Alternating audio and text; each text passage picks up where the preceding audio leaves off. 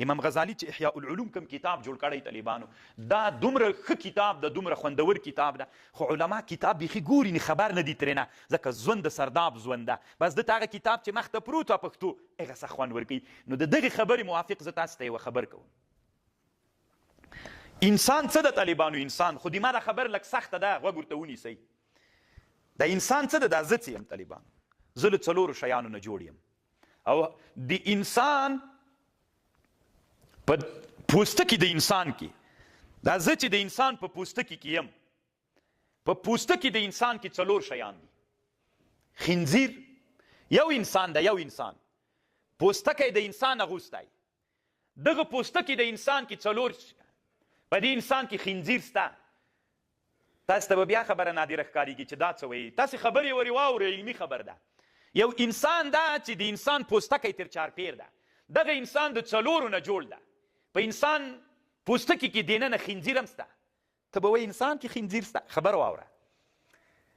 په انسان کې دننه سپی سته، په انسان کې دننه شیطان سته، په انسان کې دننه د پوستکي د انسان کې حکیم سته.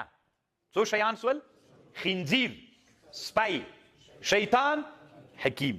د انسان پوستکی حاوی د دې څلورو شیانو نه ده. اوس طالبانو خنزیر راواخله.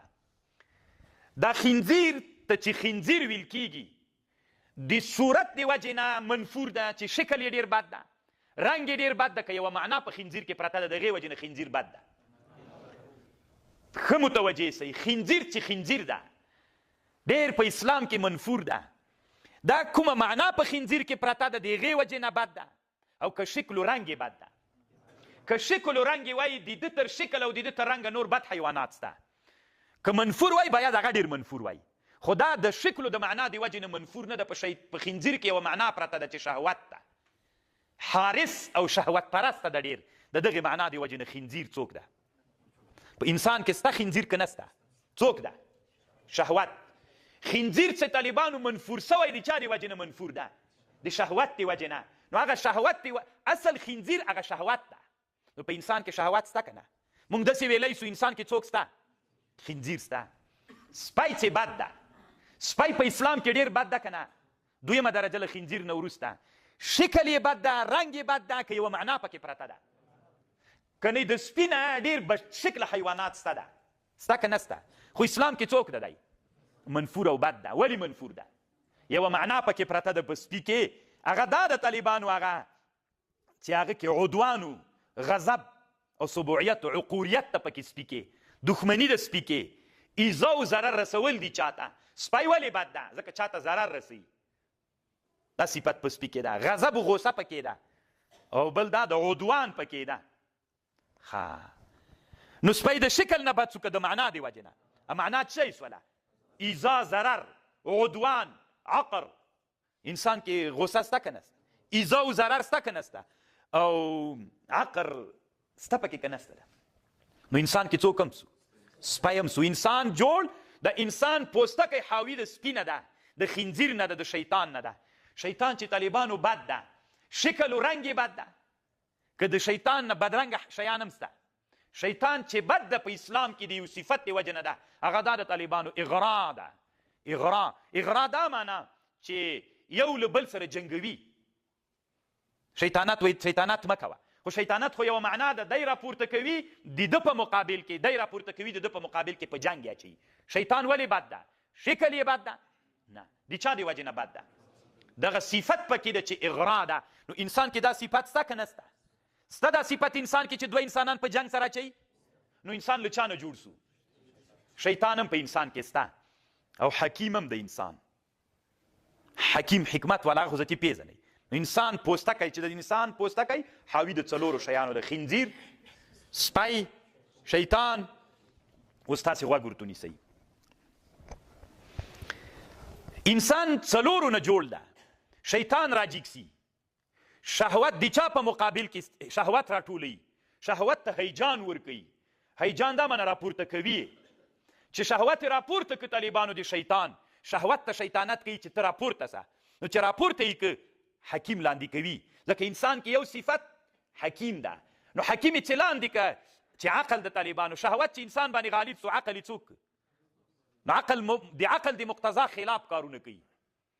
شیطان راجګیږي طالبانو په انسان کې غضب او شهوت کله کله ټیټ وي طالبانو کنه اګیرا پی ټیټ وي خو شیطان تو کې شهوت راپورته کی کله غضب راپورته کی نو انسان باندې د شیطان د شیطانت دی وجنه شهوت او ایزا دواړه څوک سي را غالب سي چې را غالب سو مثلا یو الک یا یو انجلی وویني شیطان راجګ سي شهوت څوک کی راو پاروي چې راوي پاراو نو چې څنګه شهوت راغی طالبانو نو په زور باندې د غیجلیو د غالک سره زناولي واتت کول دلته غضب او ایزام راغله په انسان کې نو انسان کې دوه صفته پیدا سول سپایم سو ایزای ورسوله کنه خنزیرم سو شهوت پر راپورته سو شیطانم سو ولی که شیطانات دوی په جنگ سره واچول کنه نو عقل څوک سو عقل مغلوب سو خو کله کله طالبانو د عقل غالب سي چې حکیم ده شیطان هم مغلوب کی نه پرېږدي چې شیطاناتو کی شهوت هم کنټرول کی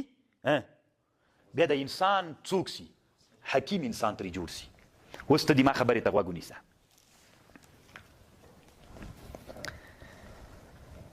کله چې یو انسان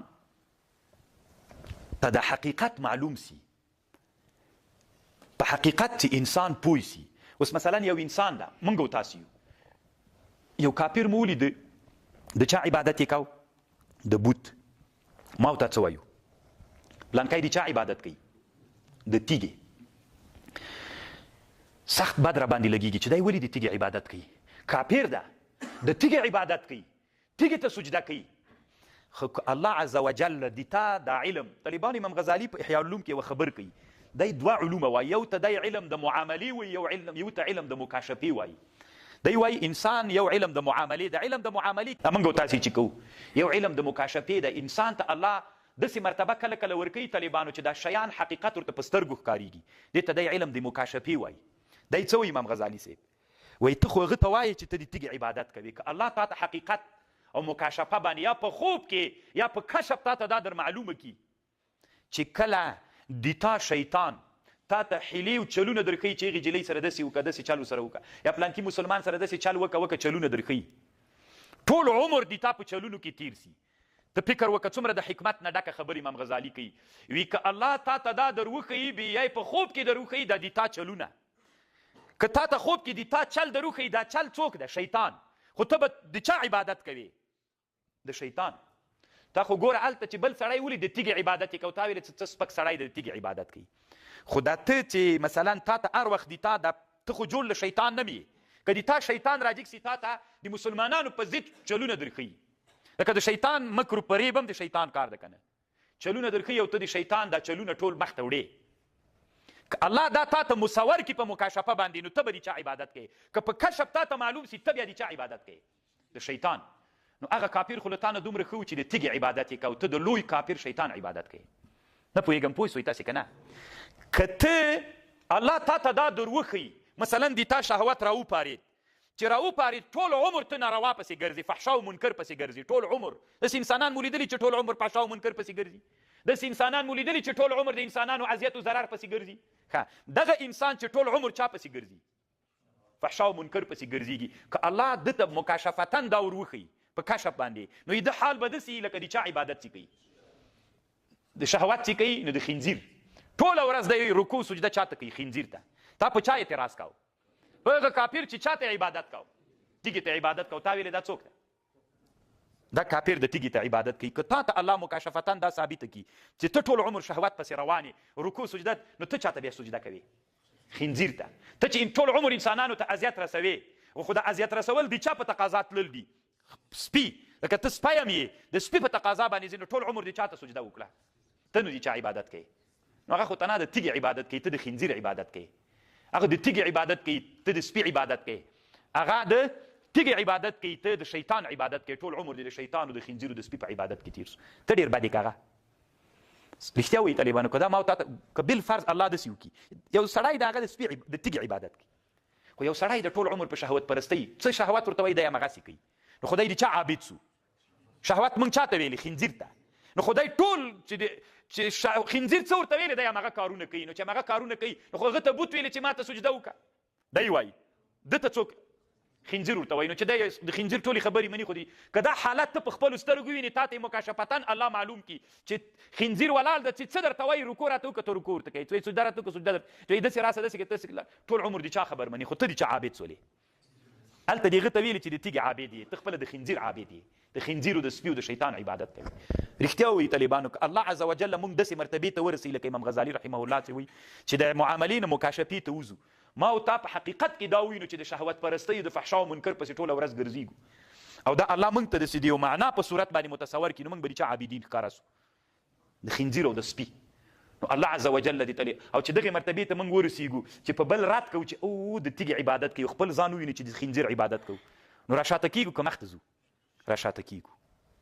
بیا ځان راته سپک ښکارېږي چې او د خنزیر عبادت کوي، نو دا څه وخت سړی پې باندې پېژندل کېږي چې سرداب نه راوځي. سخت خوندور بحث یې کړی طالبانو. الله عز وجل دې د په حال باندې رحم وکړي. نو الله دې وکړي چې انشاءالله تاسې د ما په خبر باندې پوه سوي هم دومره بس ده.